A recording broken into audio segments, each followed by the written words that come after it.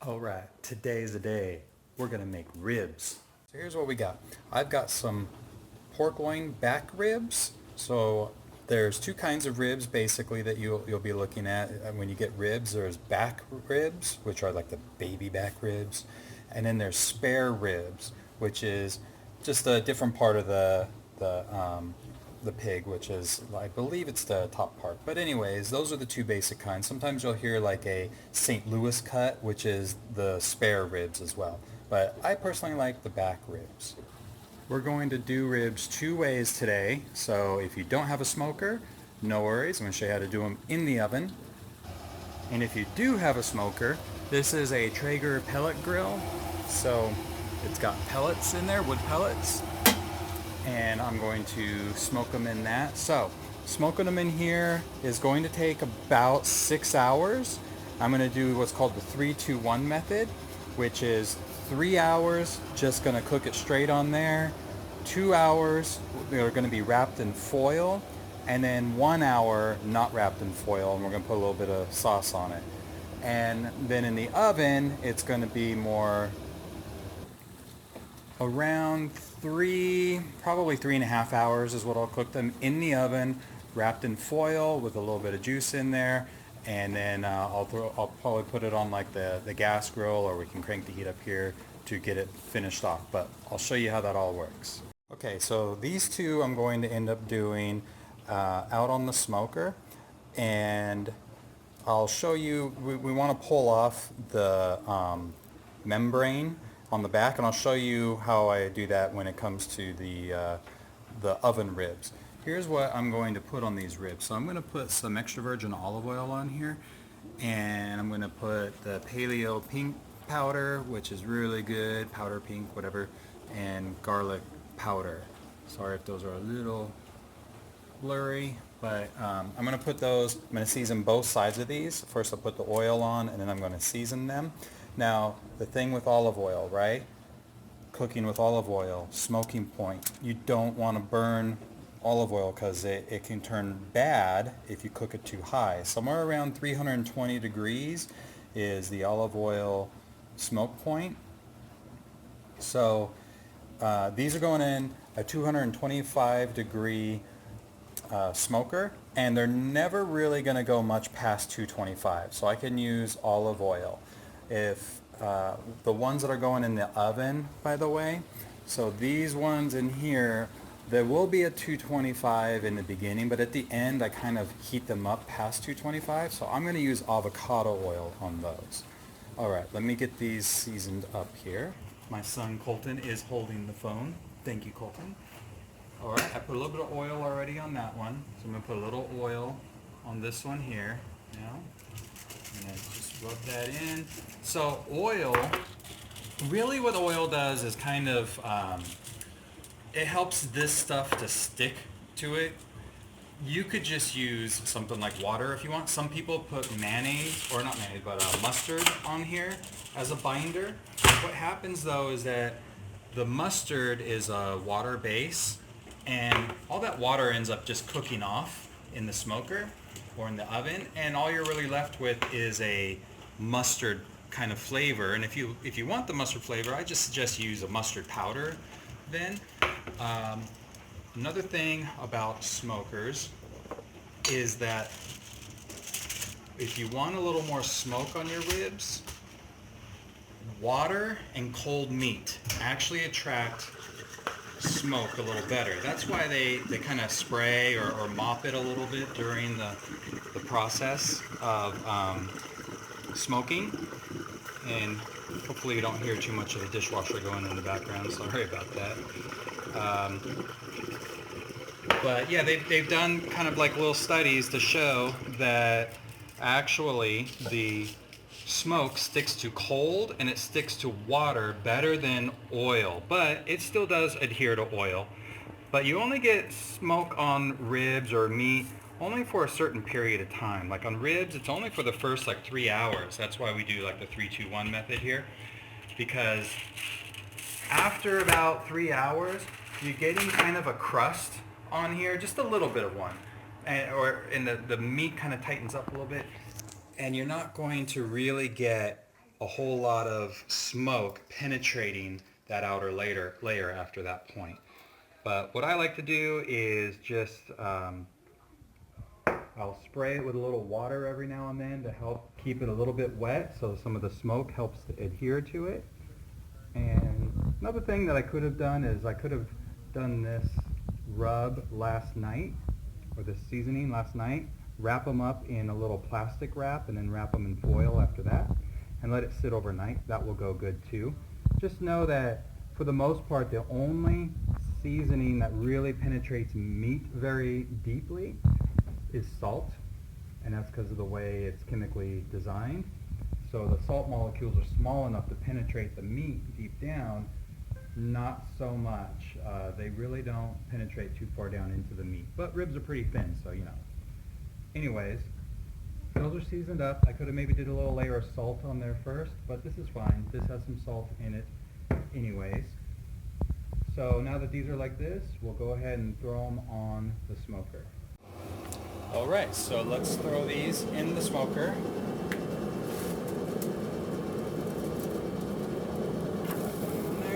And we're at 225 degrees. And like I said, we're going to do these for about 3 hours, and then we're going to wrap them in some foil. I'll every now and then come out with a little bit of water and spray it. You could use like a vinegar base or something if you want to spray. Some people use chicken broth, but I find that adds a little flavor on there. I'm not big on vinegar on my ribs, and I don't want them to taste like chicken. So, okay, we'll close the lid, and we'll move on to our oven ribs. Alright, so here's the rib that I'm just going to do one of them that I'm going to do in the oven. I washed it already in the sink. So we have to pull this little membrane off. Actually, you don't have to, but if you season this, then the seasoning's not going to get into the meat. It's just going to stay on this. And this is kind of hard, but you know, some people like to keep it. What I do is I get a paper towel, and you just need to be able to grab onto it somewhere. And sometimes it's a bit hard to get. Other times, like right now, it's super easy. So you just pull that off. Okay, getting all down here, right, Colton? There we go. Just pull it off like that, and if there's any stuff kind of like hanging, you can just trim that off.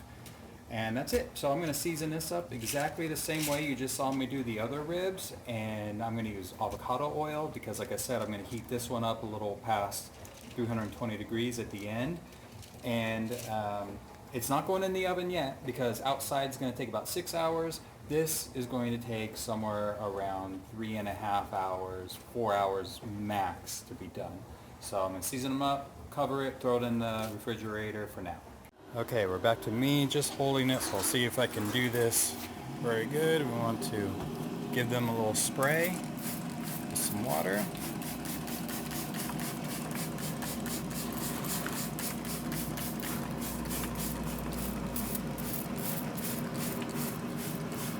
And these are going to turn out so yummy. Alright, that's good. Alright, we'll let that sit for a bit. While I got the ribs cooking there in the background, I should mention something with smoke and inflammation and cooking meat and stuff. You may have heard me talk about how you cook your food actually does matter. So when it comes to smoke on your food can actually be a little bit carcinogenic and cause some inflammation in the body. And remember, what we want to avoid is inflammation in the body. Inflammation is like the root cause of everything bad that you can think of. So smoke can cause a little bit of inflammation in the body. So if you're wanting to avoid inflammation altogether, the oven is going to be a better place to do your ribs. Now, also something to talk about when you cook ribs or really any kind of meat. Okay, you know how that nice crust that gets on your meat, like a steak or chicken, or in this case, my ribs are gonna kind of start to form a different color on them and have a nice beautiful crust on it. So that is something called the Maillard reaction. The Maillard reaction is when like sugars and proteins kind of interact, and that's what causes the color to change and the crust to form on your meat. The thing is that when that happens, it actually produces what's called AGEs, advanced glycation end products. And these are something that I really couldn't wrap my head around for the longest time. And I have, since then read it and reread until I finally kind of get it. But I'll even be honest with you, it's still not 100% understood. So it's really hard to just fully understand it because, we're not researchers here. But we can still use that knowledge to know about being healthy. Now, AGEs actually make you age faster. All right, that's kind of what it does. And inflammation and everything all plays into it. So we want to try to avoid AGEs when we can. And there are a number of ways to do it. AGEs are found mostly in meats and fat. Okay, so that's obviously an issue that we're really concerned about because we're on a low carb diet, which usually means you eat more fat, right? Well, you don't have to necessarily worry that much because AGEs, depending on how you cook your food, usually the better way to do it, like I've mentioned in some other videos, is to bring your food up to temperature at a moderate amount. You always see when I cook on the stove, what am I cooking on? Low, low, maybe medium. Very rarely do I put something on high to get a sear or something. And if I do, I know it's just one of those nights that I'm going to be eating something that's not really the most healthy for me.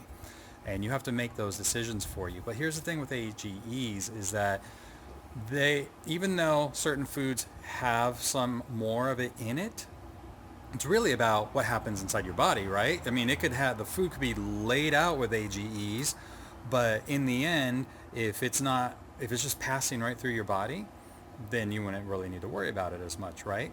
So they've done different studies on this, between vegans, vegetarians who've eaten meat. And I remember I've read this article, so I will go out and find it somewhere and try and post it on this video so that way there's a link to it. But they've done tests, and actually the people who had the least AGEs in it, as I recall, were the people who were on a low carb diet. Or a low sugar diet. I don't want to say low carb, but low sugar, lower glycemic index, so less blood sugar, because they found that people with higher blood sugar actually was generating more AGEs in their body. It was being processed more and everything. And look, if you're on a vegan diet or a vegetarian diet, that doesn't necessarily mean that you're on a low carb diet. It doesn't necessarily mean that your blood sugar is good. I've eaten plenty of times. I've got vegetarian friends. I don't think I have any vegan friends that I hang out with, but I have vegetarian friends, and I look at their plate and they're eating processed foods and breads and everything. So, I'm not saying that they're necessarily unhealthy. It's not my dietary choice, but their blood sugar is probably higher than mine because mine is actually pretty good. It's at 5.2, my A1C. But anyways, I wanted to mention something about that, smoking. Me, I don't smoke meat all the time. And sometimes I do use the smoker, but it doesn't really get a whole lot of smoke on my food because it'll be like a little steak or something, or even a hamburger. And by the time it's cooked, they didn't get any kind of smoke really on it. But so yeah, anyways, I wanted to at least give you that information. You should look up AGEs. It's really interesting, a little hard to kind of get your mind wrapped around it, but it's kind of important, because we want to live longer. All right. I forgot. And one last thing is, look, do you? There's just all this information that's out there. You use it, you take it, do what you want with it. Information is power, is key, and then you can decide for yourself what you want to do. Do you want to eat ribs on the smoker once in a while, or you just want to do the oven? That rabbit hole can get really deep, really fast. All right, so it's almost 2 o'clock, so I have about another hour to go before I wrap them. I opened it up, and you can see they're starting to change color. the Maillard reaction. Spray them down just a little bit more, and you see that crust, it's kind of forming on there. So after a while, like I said, only so much smoke is going to end up getting on those. You could, instead of wrapping them in the foil, because again, here we are, you know, with that rabbit hole of, well, you're going to cook with foil or you're not going to cook with foil, right? So you could, if you want to avoid tin foil, then just don't wrap them. You can cook them straight through with the 6 hours, and for about the last half hour, you know, 45 minutes, you put your, if you want to do a little barbecue sauce on it, and you put them on there like that.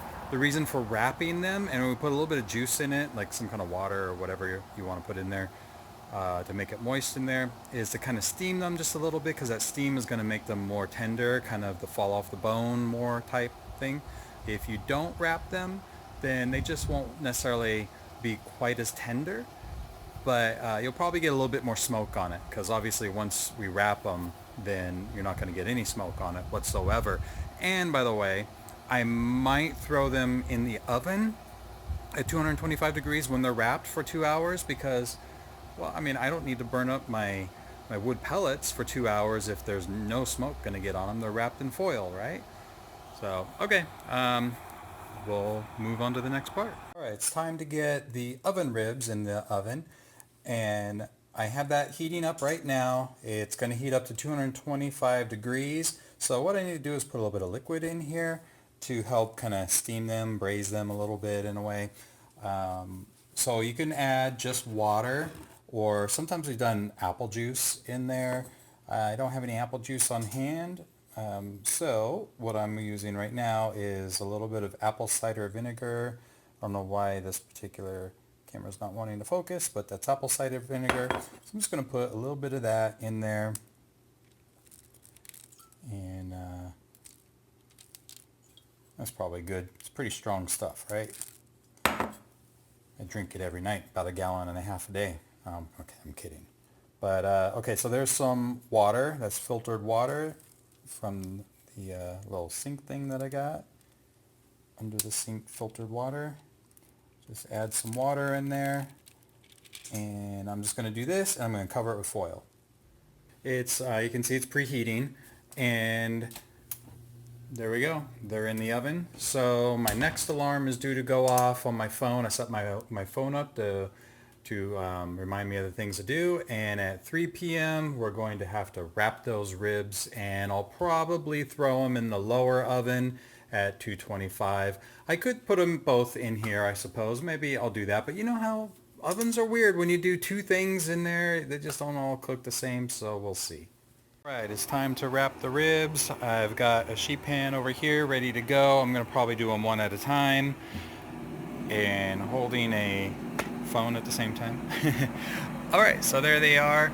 Cool. And like I said, you could just leave this for the 6 hours if you wanted to do it that way. In here, you're going to get more smoke on it. Yes, less smoke because it gets the crust, but it still will get some smoke. But I like them a little bit more tender. So I am going to take this out. We're going to bring it over here. Alright, I'm going to take that in, and we'll go from there. Well, those of you that know me would probably think I'd be putting coffee in here, because it's my thing is coffee. But we're going to use a little bit more water again. So I'm just going to put a little in there. Let's see if we can do this. Don't need a lot. The ribs will probably add a little to the moisture. But so there's that. Now what I'm going to do is just fold these over, and then I'm going to get another thing of foil, fold it over that, and then I'm going to do that for both of them. So I put them both in the same oven there, and you can see those are my ribs right there, the two that I just did. And I upped the temperature. I just did it, so it's preheating to 245 degrees, 250, pretty fine, I'm sure. Just since there's two things in there, I figured I would up the temperature just a little bit. Alright, it's 5 o'clock, and it's time to take my ribs out of the oven and throw them on the smoker for the last hour. There's our ones that go on the smoker. And you want to take a peek, huh? I know I do. All right, let's see what they look like. All right, so you can see they're definitely more tender now and a little bit wet. That's why we're going to throw them back out there. See the bone over here?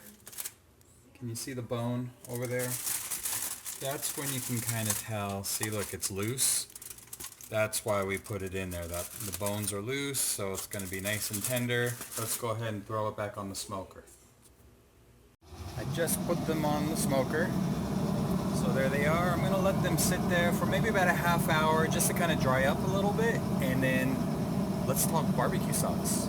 Okay, so barbecue sauce. I have one here that I bought at the store, but it's not really keto friendly. If you're doing really low carbohydrates, then I would suggest checking like the Thrive Market online, and they have some really good ones like Paleo Kitchen or one of those. They have a few that are really low carb, and there are a few others that are low carbohydrates. Like seriously, like for a couple tablespoons worth is like 2 or 3 grams of carbs. The main thing to watch out for in barbecue sauces, aside from of course like carb count and sugar and stuff, but watch out for high fructose corn syrup, and all that stuff. This stuff is just poison for your brain, and try to stay away from that the best that you can. So I found this one. It's by Organics, and it's a Kansas City style barbecue sauce. So this is the ingredients and all that. You probably can't really see it very well, but essentially it's a bunch of organic stuff, of course. So organic tomato puree, there's vinegar, there's onion, garlic, and there is some sugar in it. So you got to watch yourself on that. It turns out to be, there's no high fructose corn syrup or anything in it, so that's good. It turns out to be about 14 grams of carbohydrates per 2 tablespoons. So I will probably, on my little cut of ribs, I'm probably going to have maybe 3 tablespoons of that. So, what is that? Somewhere around 21, somewhere around 20 to 25 grams of carbohydrates I will be getting from my barbecue sauce. And today I did pretty good. I mean, the only carbs I really had was from some coconut milk in some coffee that I had, and I had some almonds, which have very low carbs, but still a few. And I can't really think of where else. I had tuna for lunch today, and there was no carbs in the tuna that I made. So anyways, that's barbecue sauce. If you want a really low carbohydrate one, you can check, of course, at a natural grocery store. Check Thrive Market. There's all kinds of recipes online for low carb barbecue sauces. You can just Google like keto barbecue sauce or something like that. A lot of the paleo ones usually don't have a lot of sugar in them as well. Here's the oven ribs. I have taken them out of the oven, and you can see how those turned out. And you can see where the ribs are kind of falling off right there. I mean, I can just literally pull that off. The one in the oven comes out more tender than the one outside, and it's still really, really good. I'm going to take this, put it on a dry pan, and I turn the oven up to 450, and I'm going to put that in the oven at 450, let this kind of dry up just a little bit, and then I'll start throwing some sauce on there. Just put the barbecue sauce on the ribs here in the smoker. Those are looking good. Those will kind of get a little thicker and get kind of that sticky barbecue sauce. And then the other one I have in there, I actually put in the oven. It is heating up to 450 degrees, and you can see I have it right in there. I unwrapped it and put it in. Alright, so no sooner than when that hit 450, it's time. You can see it's got a nice little color on it there. I'm going to pull it out for a moment and put a little bit of barbecue sauce on there, and I'm going to turn the oven down now. Don't think we need to keep it at 350. I'll bring it back down to maybe like 225. I think I said 350. It was at 450, but I turned the temperature down. So I put some barbecue sauce on here, and don't tell anyone, I accidentally put a little bit over there. My son, one of my kids, doesn't like barbecue sauce. Shh, don't tell him. So I'm just going to paint this on over here and throw this back in the oven. I lowered the temperature to 225. I'm sure it's still pretty hot in there. And I'm going to throw this in, and we should be finishing up soon. It's optional, by the way, if you want to do 2 coats. So you can let it kind of dry up a little bit, take it back out, do another coat. Same thing with the ribs out in the smoker. You can do 2 or 3, if you like, coats of sauce, if that's what you choose to do. These are the ribs I just took out of the smoker, and there's the ribs from the oven. You can see these turn out just a little bit darker, but this one is really good too. Hey, you know, try these ribs if you like. They are so good, and I'm going to cut these up now, and I'm just going to dig in. So if you made ribs before, if you have any questions, you know, hey, let me know in the comments section. I'd love to hear from you. Are you guys ready for some ribs? Maybe. I'm really ready.